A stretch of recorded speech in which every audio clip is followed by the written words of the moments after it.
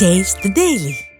Mega TV நேயர்களுக்கு வணக்கம். பெண்கள்.com நிகழ்ச்சியில் சுபகிரகம் பகுதியில் இன்றைக்கி நாம் துலாம் ராசியிலிருந்து மீன ராசி வரைக்கும் எப்படி இருக்கும் இந்த ஆடி மாதம், இவர்கள் என்ன தெய்வங்களை வணங்கலாம், என்ன மாதிரியான பரிகாரங்கள் செய்யலாம் என்பதை பார்க்கலாம். துலாம் ராசி நேயர்களுக்கு இந்த சூரிய பகவானின் மாற்றமானது 10ஆம் இடத்தில் இவர்களுக்கு சஞ்சாரம் செய்கிறார்.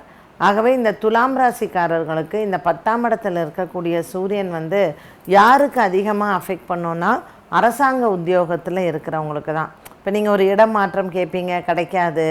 ஏதாவது ஒரு ப்ரொமோஷன் வரும்னா அது லேட் ஆகும்.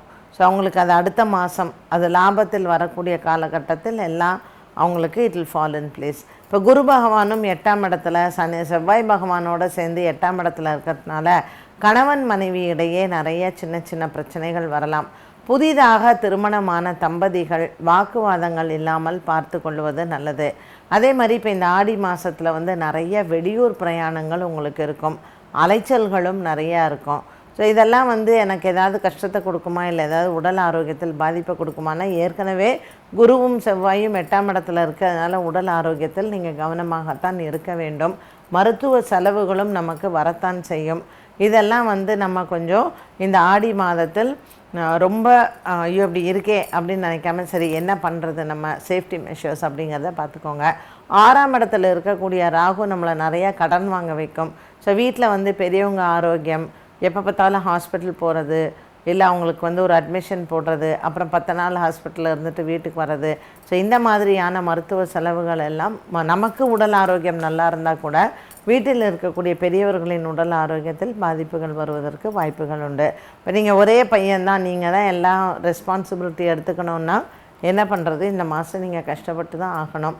ஸோ அதுலேயும் விசாக நட்சத்திரக்காரர்களுக்கு கொஞ்சம் அலைச்சல்கள் அதிகம் இருக்கும். சுவாதி நட்சத்திரக்காரர்களுக்கு மருத்துவ செலவுகள் அதிகம் இருக்கும்.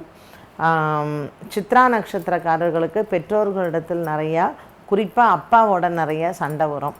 அதனால் துலாம் ராசி நேயர்கள் இதுக்கு என்ன பரிகாரம் செய்யணும் அப்படின்னு பார்த்திங்கன்னா, சனிக்கிழமை தோறும் சனீஸ்வர பகவானை வழிபாடு செய்து இந்த ஆடி மாதம் செவ்வாய் மற்றும் வெள்ளிக்கிழமைகளில் அம்மன் ஆலய வழிபாடுகள் சிறந்தது. ஸோ எந்த கோயிலெல்லாம் ஞாயிற்றுக்கிழமை கூழ் ஊற்றுறாங்களோ கேப்பை வாங்கி கொடுங்க, அரிசி வாங்கி கொடுங்க.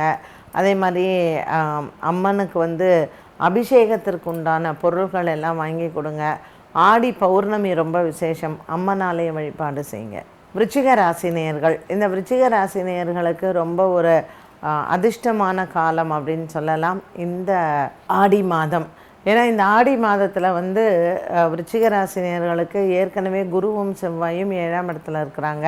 இப்போ 8ஆம் இடத்துல இருக்கக்கூடிய சூரிய பகவான் 9ஆம் இடத்திற்கு பாக்கியத்துக்கு போகிறதுனால நிறைய தடங்களாகி இருக்க வேலைகள் எல்லாம் உங்களுக்கு மலமலன்னு நடக்கும். ஸோ மனசில் ஒரு நல்ல திருப்தி இருக்கும்.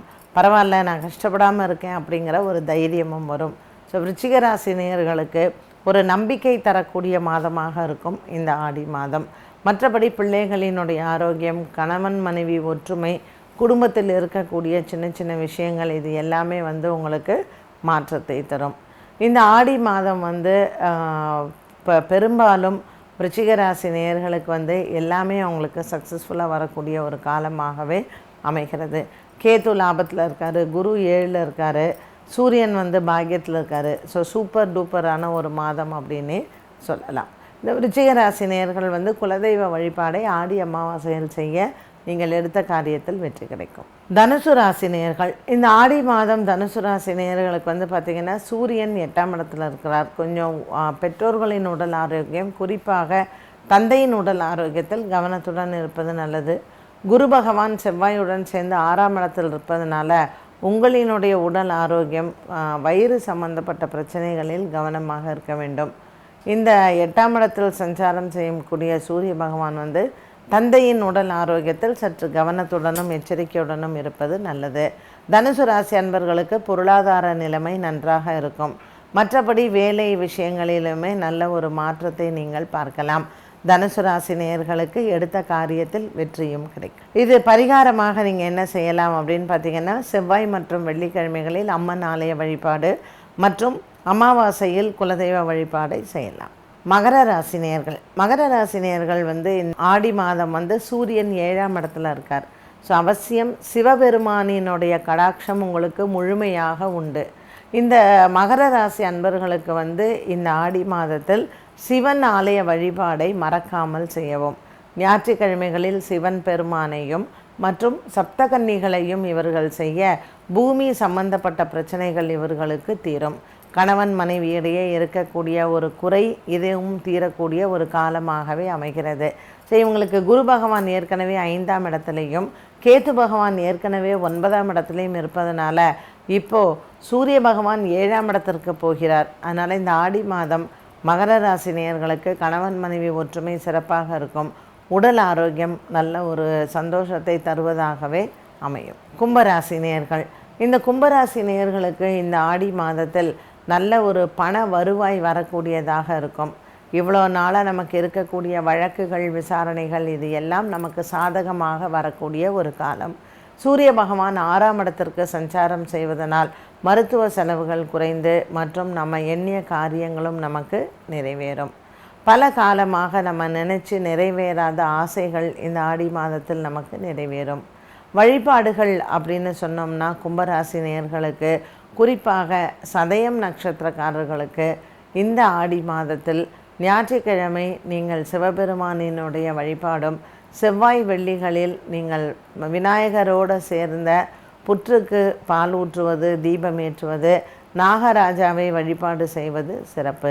கும்பராசி நேயர்களுக்கு இந்த ஆடி மாதத்தில் ஒரு வாரம் சனிக்கிழமையன்று ஏழுமலையானை சென்று தரிசனம் செய்து வருவது நல்லது. மீனராசி நேயர்கள், இந்த மீனராசி நேயர்களுக்கு இந்த ஆடி மாதத்தில் நல்ல ஒரு மனதிற்கு திருப்தியான மாதமாக அமையும். 4ஆம் இடத்தில் இருக்கக்கூடிய சூரிய பகவான் இப்பொழுது 5ஆம் இடத்திற்கு செல்வதனால் பூர்வ புண்ணிய ஸ்தானத்தில் இருப்பது பெருமாளினுடைய அனுகிரகமும் சிவபெருமானின் கடாட்சமும் பரிபூர்ணமாக உண்டு. 12ஆம் இடத்தில் இருக்கக்கூடிய சனி பகவான் விரயத்தை கொடுத்தாலும் அது சுப விரயமாகவே மாறும். ஆகவே இந்த மீனராசி நேயர்கள் வரக்கூடிய இந்த ஆடி மாதத்தில் சிவபெருமானையும் மற்றும் பெருமாளையும் வணங்கலாம். ஆடி தவசிற்கு சங்கரன் கோவில் சென்று சங்கர நாராயணரை வழிபாடு செய்ய இவர்களுக்கு எடுத்த காரியத்தில் வெற்றிகள் கிடைக்கும். அது மட்டுமல்லாமல் பூமி சம்பந்தப்பட்ட பிரச்சனைகள், பணம் கொடுக்கல் வாங்கல், சகோதர சகோதரிகளிடம் இருக்கக்கூடிய ஒரு மனப்பூசல்களும் இவர்களுக்கு மாறுவதை பார்க்கலாம். இந்த மீனராசி அன்பர்களுக்கு ஏற்கனவே 7.5 சனியில் இருக்கக்கூடிய ஒரு காலமாக இருப்பதனால் ஆடி அமாவாசை மற்றும் ஆடி பௌர்ணமியில் நீங்கள் அம்மன் ஆலய வழிபாடு சிறந்தது. அன்னதானங்கள் மேற்கொண்டு பசுமாடுகளுக்கு உணவளிக்க இந்த ஆடி மாதத்தில் உங்களுக்கு எடுத்த காரியங்கள் நிறைவேறும். பங்கு சந்தையின் முதலீடுகள் மற்றும் உங்களினுடைய நீண்ட நாளாக இருக்கக்கூடிய வழக்குகள் விசாரணைகளும் உங்களுக்கு சாதகமாகவே முடிவடையும். மீனராசி நேயர்களுக்கு ஆடி மாதத்தில் ஞாயிற்றுக்கிழமை நீங்கள் கூழ் வார்ப்பதும் மற்றும் அம்மன் ஆலயங்கள் சென்று வழிபாடுகள் செய்வதும், ஆடி பௌர்ணமியில் குறிப்பாக அம்மனுக்கு அபிஷேகம் செய்து வஸ்திரம் சாற்றுவதும் நல்லது. 12 ராசிகளுக்கும் உண்டான பலன் மற்றும் பரிகாரத்தை நாம் பார்த்தோம். இன்றைய இந்த Pengal.com நிகழ்ச்சியில் துலாம் ராசியிலிருந்து மீன ராசி வரைக்கும் இருக்கக்கூடிய பலன்கள் மற்றும் பரிகாரங்களை நாம் பார்த்தோம். மீண்டும் சந்திக்கும் வரை நன்றி, வணக்கம்.